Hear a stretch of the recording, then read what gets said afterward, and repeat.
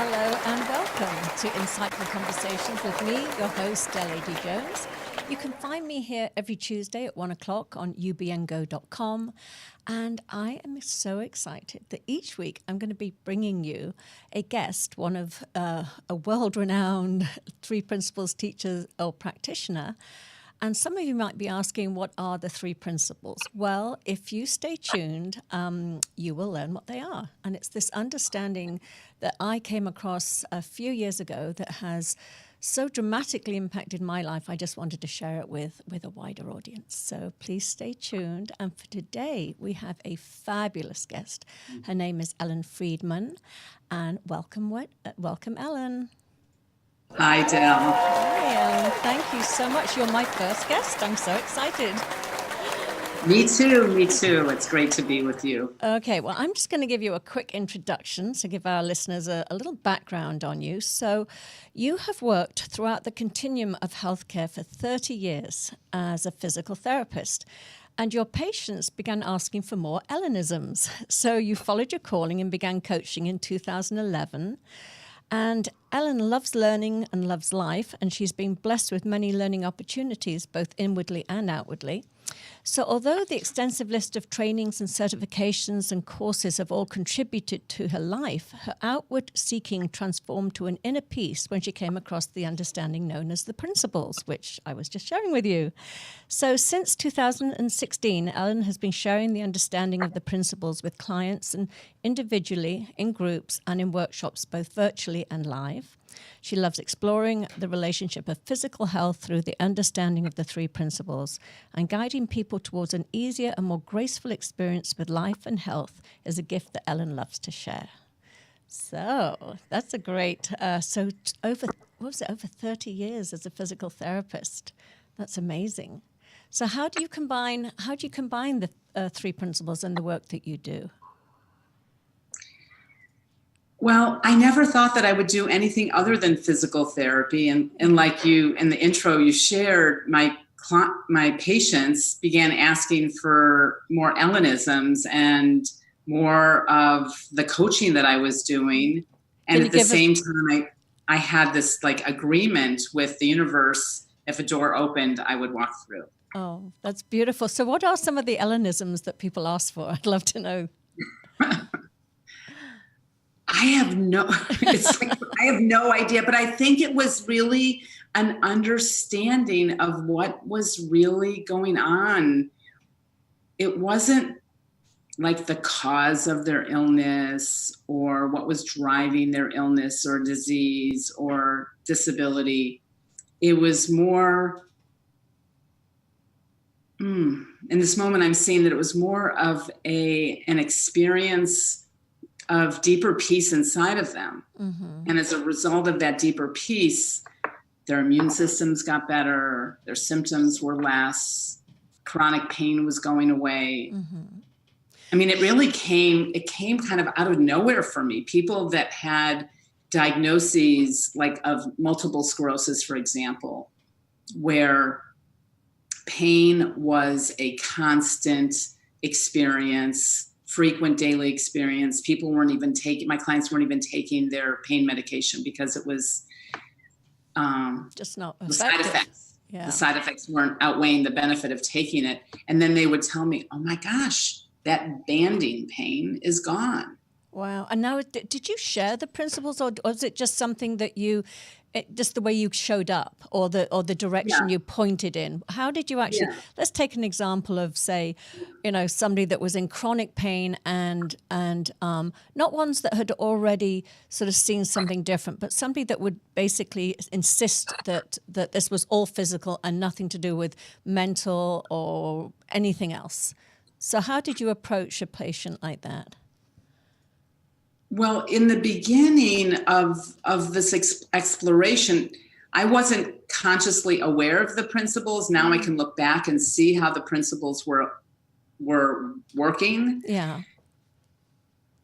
But people were having a very different experience of their physical disability, of their physical mobility, and of their pain from what seemed to be like a downregulation of the nervous system. Well, I mean, I was going to say for the listeners that don't understand that, but I'll confess, what is that? What is the down? So from just a calming, Okay. from moving from flight into rest and relaxation. Yes. Yeah. And I just witnessed the power of the rest and relaxation response and how it was transforming people's experience.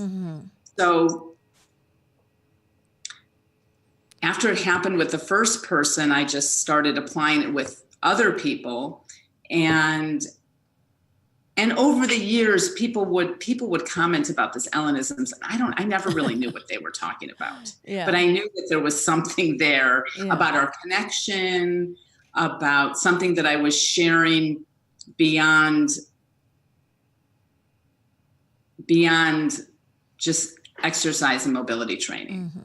Now, we both went to the University of Santa Monica. So would you say that this sort of Ellenism started there and then developed into the three principles, or the understanding that we know as the three principles? Yeah, I love that question, Del. I think it started like the first day of my professional career in '82. Oh, really? I mean, I always, I remember I had two patients with very similar experiences, having had a stroke, and they had very different outcomes. And I remember thinking there's something going on here way beyond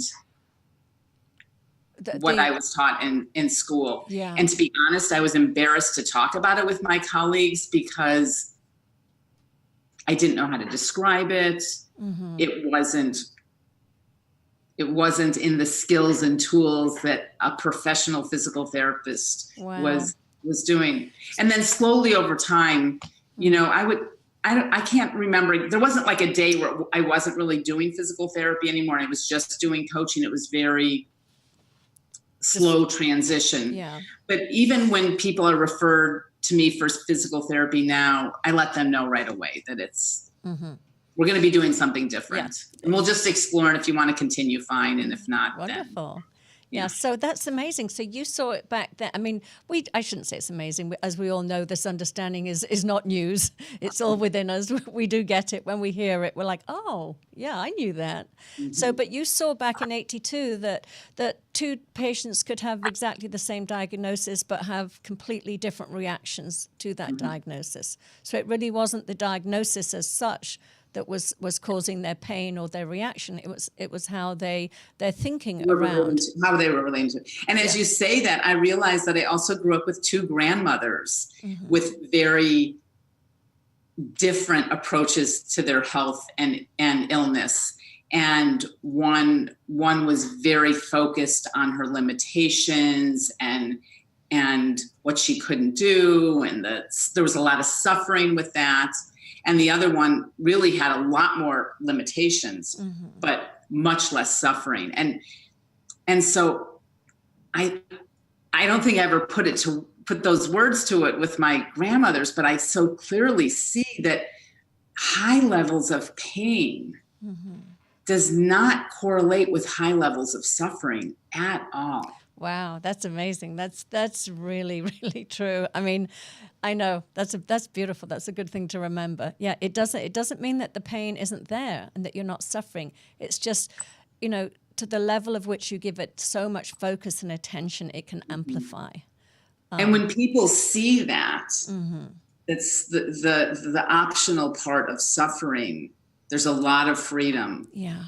Yeah. Because I think when we're not feeling well, or we have pain, or we have physical illness or disability, we just so want out of the experience. Oh my goodness, I know. Yeah, I've experienced once. I had a pinched nerve in my neck that lasted for about 6 weeks, and I really did understand how people could say, I cannot live with this pain. I was lying on my kitchen table, or dining room table rather.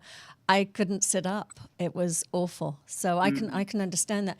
And it's interesting because when people are suffering emotionally, it's one thing. I think people can think that they can find relief from that emotional suffering, but sometimes when that pain is so debilitating, they think they can't get relief from it, but through drugs. So how do you, I mean, so give me an example. Give me a case example of one of your I'll give you clients. my own example. Okay, give me you. About a year ago, I woke up with intense headache. I would rate it as like a 7 or 8 out of 10. And I was like grabbing my head and was like just wanting out, like, I can't handle this anymore. What's going on? What's the cause? I was like in the middle of my own suffering. Mm-hmm. And even though I was aware of it, I was still in it. And then finally, this quote from Sydney Banks came into my awareness. Sydney Banks, the person who originally described these 3 principles. Yes. And he said, if people could learn to never be afraid of their own experience, that one thing would change the world. Yeah, absolutely. And when I hear that, I think of like when people cannot be afraid. And I was like, oh yes. In that moment, I was like, I'm just afraid. I'm just afraid. And when I saw that I was afraid, it was almost like the thought bubble had and I deflated the thought bubble. Yeah. Yeah. And did the pain, once you weren't fighting it? 3. Oh my goodness. Down from a 7 to a 3. 3. Yeah. Wow. That's amazing. It's so true. I had oral surgery about a week ago, and when I was focusing on what they were doing, I was like, whoop, and as soon as I sort of like, not intentionally, that's the beauty of this understanding. It's not intentional. It's not about controlling our thoughts. When I just sort of drifted off some other direction or heard the music, I just wasn't experiencing it. I just didn't feel it. So I describe that, I love that example that you gave, Dylan. How I describe that is that when we have physical symptoms, they become the foreground of our life. Mm-hmm. Yeah. And so in just one moment of time, your symptoms fell into the background. Exactly. And they were there, but there wasn't a strong experience of them. It was a split second. And then the awareness can go back again. And they keep going from the foreground to the background. But just knowing that happens in itself is such a relief. To know that it's, something is not permanent, you're not always going to be in pain, that it can actually sort of fade in and out. So that's amazing. So tell me about some of the, I know that you work with groups. Now, do you work with groups? Does everybody that comes to you have some sort of physical health issue they're dealing with or pain they're dealing with? Or do you do other types of coaching? So I've left that up to the universe as well, or as we say, divine mind. Yeah. And I was actually in my primary care practitioner's office sharing this understanding with the staff. And the meeting was over, and then the idea of anxiety came up. And I was like, I'll do a workshop anxiety. So right now I'm in the middle of doing a workshop, Anxiety is Your Friend. And that's so interesting because I know that anxiety can, well, especially with an anxiety attack, it can feel so physical as well. It just feels like, you have no control over it. So let's talk a bit. I remember you and I having a great discussion about this, about anxiety attacks and the adrenaline and things. So just explain to our listeners what actually happens with that.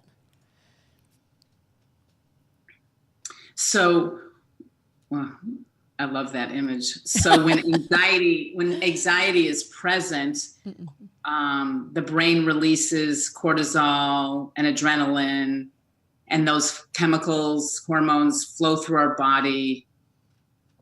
And left alone, the half-life of them is less than 5 minutes. Left alone, it's gone. Yeah. And so when people begin to have a panic attack and they can just witness it, become a witness of it happening, just see it, then they're not in it. Mm-hmm. So when we see something, we're not in it. Yeah, we have perspective. It doesn't have as the control. Yeah. So when they see that and they ride it out, then the next time those symptoms come, they have an experience, a memory that it can be different than prior experiences. Because I think what happens, whether it's anxiety or physical symptoms, when they repeat, even just one time, we latch on to, oh, this is going to last so long, or this is going to take me into this place, or I'm not, we just cycle, we do add-on thought and just cycle into the worry and fear about it, rather than just knowing, like once we know that everything passes,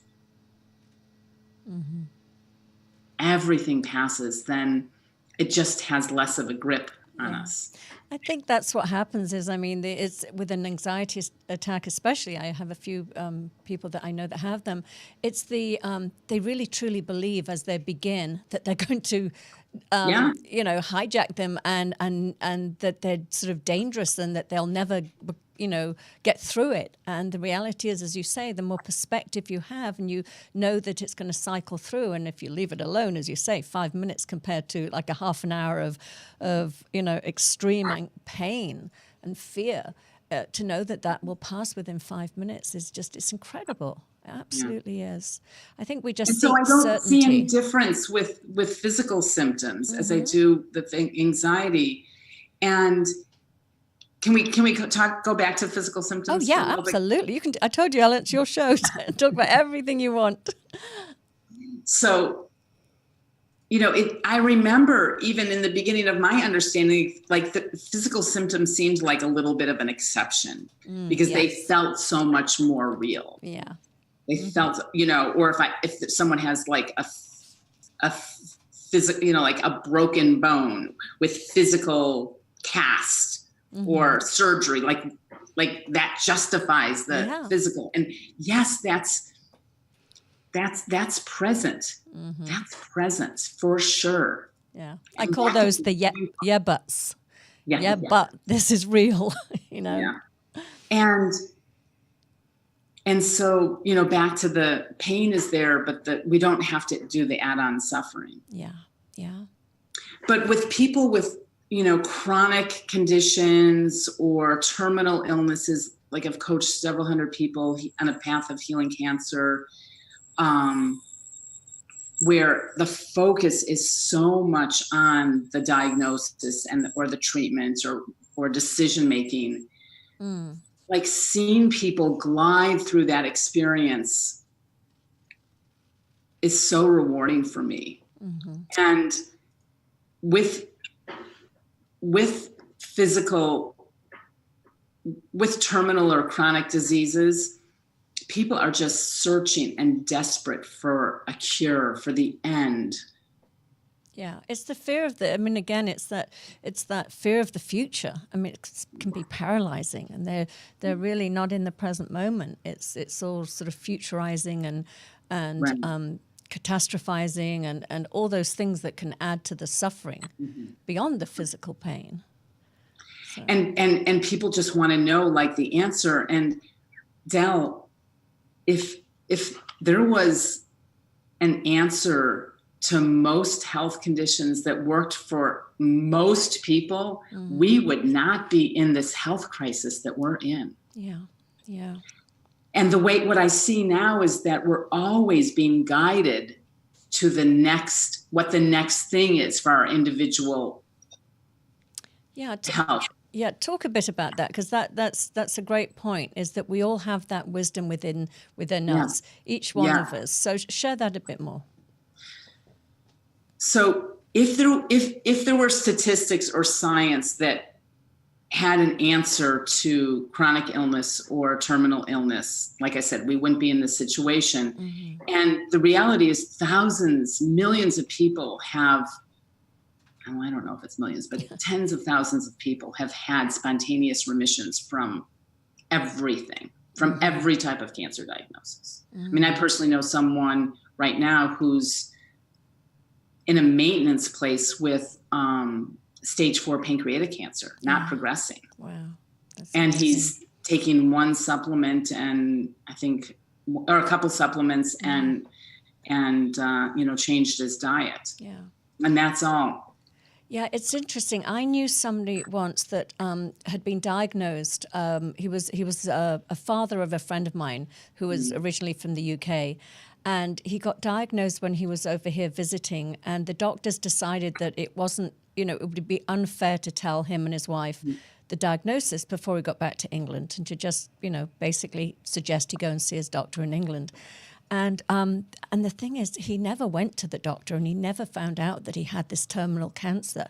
And he lived for years. And that showed me something, that sometimes ignorance is bliss. Sometimes if we're not thinking and digging ourselves deeper into it, that we can actually, I don't know, that's just my theory. Sometimes. Yeah, no, there's lots of stories. There's lots of stories like that. And how I see it is that the ultimate healing or the outcome of someone's physical health challenge is between their soul and what we call divine mind or source. Yeah. Intelligence behind life. Intelligence behind life. I like the metaphor of, that our bodies heal themselves. I mean, besides if we're not poking around and creating infections, I mean, our bodies naturally can heal themselves from so many things. So, I worked with one integrative oncologist who said, that's right. If I cut my finger in the kitchen, I know 100% that my finger's going to heal. And we need to know that the body has the same capacity to heal cancer. We just need to know that. Yeah. And that the cancer is just a wake-up call for a change of lifestyle or a change of something, and it's different for everyone. Yeah. I loved it when we were on the call the other day with Bill Pettit and Dr. Bill Pettit, and he said the same thing, that if he got a slight skin irritation or a pimple on the back of his neck, he knew that there was something compromised with his immune system, and to pay attention, that it was just your body's way of saying, hey, are you doing what's best for me? So I thought that was really, really amazing. So we're not going to have much time left, and I want to share. I know you have some workshops coming up, and I know you work with groups on Zoom, and so just share with us what's coming up for you and how people can find you and join some of these classes you're giving. Oh, thank you. So one of my colleagues and I, he's in Greece. He happens to be from the UK, but he's in Greece, been in Greece for many years. And he and I do monthly webinars called, and the February theme is, where is wisdom when you need it? Because when we're in the depths of our pain and suffering, we feel like it's not there. Yeah. So that information is on my Facebook page, and there's also a Facebook group with the information that's shown on the screen. And if I could remember the group that was created just recently, I will tell you. It's I think it's that blue flyer. We just showed it a few minutes ago. So here we go. So. And so the monthly webinar, is that how do people? This is a different talk that I did. That's the different. Okay. Yeah. We will make sure that when I share the link, because I will be sharing the link on a Facebook and all social media, we'll put all the links to how to get in touch with you. And do you want to share your email or anything like that? Sure. People would like to. So my email address is ellen@healinghousecalls.com. I love guiding people home to the healing that's already there. Oh my goodness, that's a double entendre there. I love the house calls too, like the physicians used to do in the olden days. Well, I used to make house calls as a physical therapist, and I have made house calls as a coach too. I have definitely worked with people in their own homes. I just love that people are so comfortable most of the time in their own environment. Yeah. And whether it's by Zoom or Skype or phone, meeting people where they are in their own internal home, wherever that is. Oh, that's so beautiful. That's amazing. So what would you, we're going to be ending soon. Is there any final words of wisdom if you could just, I know we don't give advice. We point people home to the direction of their own guiding wisdom within them. But is there something you could share that would help guide somebody home to find their own wisdom, especially when it comes to their health? Just look for, what was that again? Oops, Ellen, you froze. Oh my goodness. Oh, we had a hiccup. My engineer said, so Ellen, I'm going to fill in the blanks for you. So I would say just quiet your mind and just really sort of wait for something to bubble up within you that will help give you the direction and the guidance you need, regardless of what's going on in your life, whether it's physical, emotional, spiritual, or anything. So thank you so much for joining us today. I think we lost Ellen, unfortunately, but thank you, Ellen. It was a wonderful show, and I'm so thrilled to have had you on as my very first guest. And please tune in again next week, 1 o'clock Pacific time at ubn.com, and also on my Facebook page. We're live streaming to our Facebook pages. So thank you so much for joining us, and I will see you next week.